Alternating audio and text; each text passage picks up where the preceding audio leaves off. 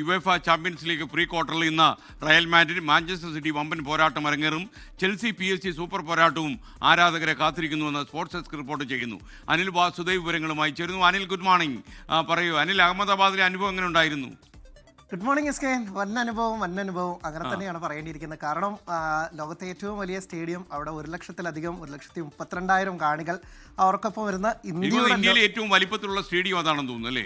അതെ S K, ലോകത്തെ ഏറ്റവും വലിയ സ്റ്റേഡിയം അതാണ് അഹമ്മദാബാദ് സ്റ്റേഡിയം. അവിടെ ഞാൻ അതിൻ്റെ ഇടയ്ക്ക് ചോദിക്കട്ടെ, നമ്മുടെ സ്റ്റേഡിയത്തെക്കാളും നമുക്ക് പ്രധാനപ്പെട്ട കാര്യം നമ്മുടെ ചേട്ടായിയെ കണ്ടോ? ചേട്ടായിനെ കണ്ടു, സഞ്ജു സാംസനെ കണ്ടു. ആദ്യത്തെ ദിവസം പരിശീലന സെഷനിൽ ചെന്നപ്പോഴാണ് സഞ്ജുവിനെ കണ്ടത്. ഫോട്ടോ എടുത്തു, സഞ്ജുവായിട്ട് സംസാരിക്കുകയൊക്കെ ചെയ്തു. സഞ്ജു ആ സമയത്തൊക്കെ തന്നെ വൻ കൂളായിരുന്നു എന്നുള്ളത് തന്നെയാണ്. പക്ഷേ റെസ്ട്രിക്ഷൻ ഉണ്ട് മാധ്യമങ്ങളോട് സംസാരിക്കാൻ. BCCI സെൻട്രൽ കോൺട്രാക്ട്സ് ഉള്ള താരങ്ങൾക്കൊക്കെ തന്നെ നമ്മളിപ്പോഴുള്ള മാധ്യമങ്ങളോട് സംസാരിക്കാനുള്ള ചില പ്രശ്നങ്ങൾ. അതുകൊണ്ട് പ്രാക്ടീസ് സെഷനിൽ ഏതാണോ താരം വരുന്നത് ഈ പ്രസ് മീറ്റിന് അവർക്ക് മാത്രമേ സംസാരിക്കാൻ പറ്റൂ. പക്ഷേ സഞ്ജു മലയാളികൾ എന്നതുകൊണ്ട് നമ്മൾ മലയാളി മാധ്യമ പ്രവർത്തകരുടെ അടുത്തേക്ക് വരികയും വന്ന് എല്ലാവരോടും സംസാരിക്കുകയും ഒക്കെ ചെയ്യുന്നു. വളരെ സന്തോഷം. എന്തായാലും ഫൈനലിൽ കൂടി സഞ്ജുവിൻ്റെ ഒരു ഗംഭീര ഇന്നിങ്സ് വരുന്നു. അതിലൂടെ ഇന്ത്യ ജയിക്കുന്നു. അത് അത്രയും വലിയ ക്രൗഡ്. നേരത്തെ 2023 ഏകദിന ലോകകപ്പിൽ നമ്മൾ അവിടെ തോറ്റതാണ്. അപ്പോൾ അതിൻ്റെ ഒരു തിരിച്ചുവരവ് എന്നൊക്കെ കാരണം കൊണ്ട് ആ സ്റ്റേഡിയത്തിലെ ഒരു മത്സരം വൻ അവിസ്മരണീയമായിരുന്നു. പ്രത്യേകിച്ച് കാണികൾ. സഞ്ജു കളി കണ്ടല്ലോ, കളിക്കുമായിരുന്നല്ലോ. അനിൽ വാസു കളി കണ്ടു?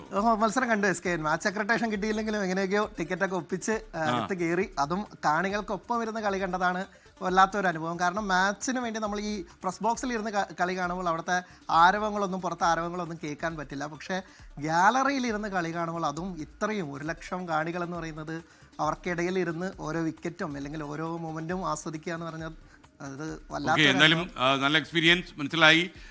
ഞങ്ങളൊക്കെ അത് കൊതിക്കുന്നതേ ഉള്ളൂ. അപ്പോൾ സഞ്ജു സാംസൺ തിരുവനന്തപുരത്ത് വിമാനം ഇറങ്ങുന്നത് കണ്ട് ഞങ്ങൾ കൊതി തീർത്തു. അപ്പോൾ തീർച്ചയായിട്ടും ഞാനൊരു സന്ദേശമൊക്കെ വാട്സപ്പിൽ അദ്ദേഹത്തിന് അയച്ചിട്ടുണ്ട്. എൻ്റെ ഭാഗ്യം എന്ന് പറയട്ടെ, അദ്ദേഹം ഇതുവരെ അത് കണ്ടിട്ടില്ല. ഓക്കെ, ഇനിയിപ്പോൾ ചാമ്പ്യൻസ് ലീഗിൻ്റെ വിശേഷങ്ങളിലേക്ക്. എസ് കെ, യുവേഫ ചാമ്പ്യൻസ് ലീഗിലെ പ്രീ ക്വാർട്ടർ പോരാട്ടങ്ങൾക്ക് തുടക്കമായിരിക്കുകയാണ്. ആദ്യ റൗണ്ടിൽ തന്നെ ബാഴ്സലോണയൊക്കെ സമനില കണ്ടതാണ്. ഇന്നത്തെ ഏറ്റവും വലിയ പോരാട്ടം റയൽ മാഡ്രിഡും മാഞ്ചസ്റ്റർ സിറ്റിയും തമ്മിലുള്ള മത്സരമാണ്. സമീപകാലത്ത് ഈ ടീമുകൾ ഇത് തുടർച്ചയായ 5ാം തവണയാണ് ഈ നോക്കൗട്ടിലൊക്കെ തന്നെ ഏറ്റുമുട്ടുന്നത്.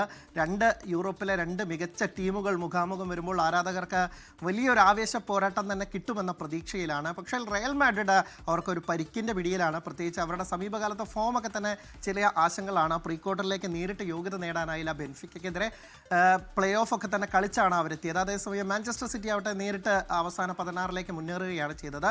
ഒപ്പം ഇന്ന് അവരുടെ സൂപ്പർ താരം കിലിയൻ എംബാപ്പെ കളിക്കുമോ എന്നത് വലിയ ആശങ്കയായുണ്ട്. ജൂഡ് ബെല്ലിംഗ്ഹാമിൻ്റെ കാര്യവും ഏതാണ്ട് ഇതുപോലെയാണ്. അങ്ങനെയെങ്കിൽ ഒരു മാനസിക മുൻതൂക്കം എംബാപ്പെ ഒന്നും ഇല്ലെങ്കിൽ മാഞ്ചസ്റ്റർ സിറ്റിക്ക് കിട്ടും. പ്രത്യേകിച്ച് എർലിംഗ് ഹാലൻഡിൻ്റെ മിന്നും ഫോം തന്നെയാണ് മാഞ്ചസ്റ്റർ സിറ്റിക്ക് കരുത്തായിട്ട് ഉണ്ടാവുക. രാത്രി 1:30ക്കാണ് ഈ മത്സരം നടക്കുന്നത്. ഇതേ സമയത്ത് തന്നെ മറ്റൊരു കാത്തിരിക്കുന്ന പോരാട്ടം ചെൽസിയും PSG തമ്മിലുള്ളതാണ്.